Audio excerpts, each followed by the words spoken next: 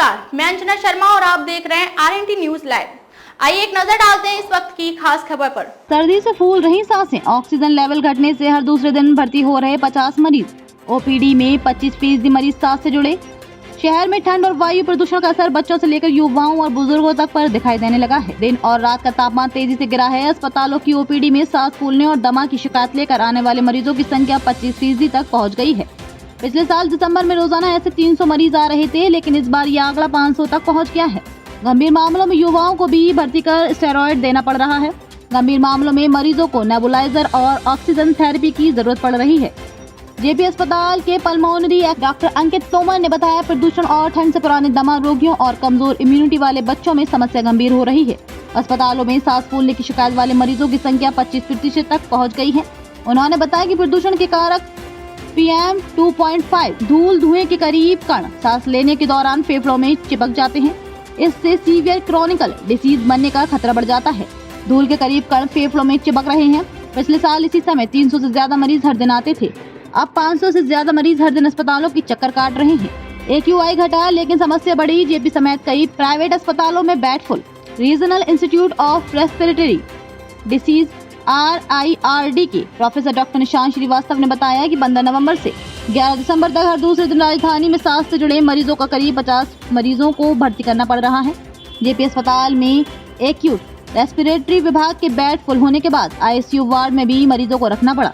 Private अस्पतालों के bed भी फुल हैं। हैंड फुट और माउथ डिसीज भी बढ़ रही है। अस्पतालों में hand foot mouth disease HFMD के मामले भी तेजी से सामने आ रहे हैं। ये बीमारी बच्चों के हाथ, पैर और चेहरे पर रैश दाने के रूप में दिखती है। अगर संक्रमित बच्चा स्कूल जाता है तो ये अन्य बच्चों में भी फैल सकती है। प्रदूषण से सांस की तकलीफ के साथ गले में खराश, बुखार और अस्थमा के मामले बढ़ गए हैं। ठंड के कारण बच्चों और बुजुर्गों के साथ युवा भी प्रभावित हो रहे हैं। सर्दी से फूल रही सांसें, ऑक्सीजन लेवल घटने से हर दूसरे दिन भर्ती हो रहे 50 मरीज। ओपीडी में 25% मरीज सांस से जुड़े। शहर में ठंड और वायु प्रदूषण का असर बच्चों से लेकर युवाओं और बुजुर्गों तक पर दिखाई देने लगा है। दिन और रात का तापमान तेजी से गिरा। अस्पतालों की ओपीडी में सांस फूलने और दमा की शिकायत लेकर आने वाले मरीजों की संख्या 25% तक पहुंच गई है। पिछले साल दिसंबर में रोजाना ऐसे 300 मरीज आ रहे थे, लेकिन इस बार ये आंकड़ा 500 तक पहुँच गया है। गंभीर मामलों में युवाओं को भी भर्ती कर स्टेरॉइड देना पड़ रहा है। गंभीर मामलों में मरीजों को नेबुलाइजर और ऑक्सीजन थेरेपी की जरूरत पड़ रही है। जेपी अस्पताल के पल्मोनरी एक्सपर्ट डॉक्टर अंकित तोमर ने बताया, प्रदूषण और ठंड से पुराने दमा रोगियों और कमजोर इम्यूनिटी वाले बच्चों में समस्या गंभीर हो रही है।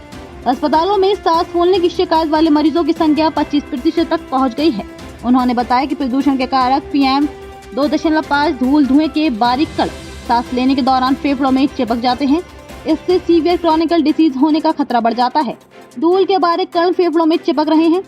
पिछले साल इसी समय 300 से ज्यादा मरीज हर दिन आते थे। अब 500 से ज्यादा मरीज हर दिन अस्पतालों की चक्कर काट रहे हैं। AQI घटा, लेकिन समस्या बढ़ी। जेपी समेत कई प्राइवेट अस्पतालों में bed full. Regional institute of respiratory disease RIRD के प्रोफेसर डॉक्टर निशांत श्रीवास्तव ने बताया कि 15 नवंबर से 11 दिसंबर तक हर दूसरे दिन राजधानी में सांस से जुड़े मरीजों के करीब 50 मरीजों को भर्ती करना पड़ रहा है। जेपी अस्पताल में एक्यूमेड रेस्पिरेटरी विभाग के बेड फुल होने के बाद ICU वार्ड में भी मरीजों को रखना पड़ा। प्राइवेट अस्पतालों के बेड भी फुल हैं। हैंड फुट और माउथ डिसीज भी बढ़ रही है। अस्पतालों में hand foot mouth disease HFMD के मामले भी तेजी से सामने आ रहे हैं। ये बीमारी बच्चों के हाथ, पैर और चेहरे पर रैश दाने के रूप में दिखती है। अगर संक्रमित बच्चा स्कूल जाता है तो ये अन्य बच्चों में भी फैल सकती है।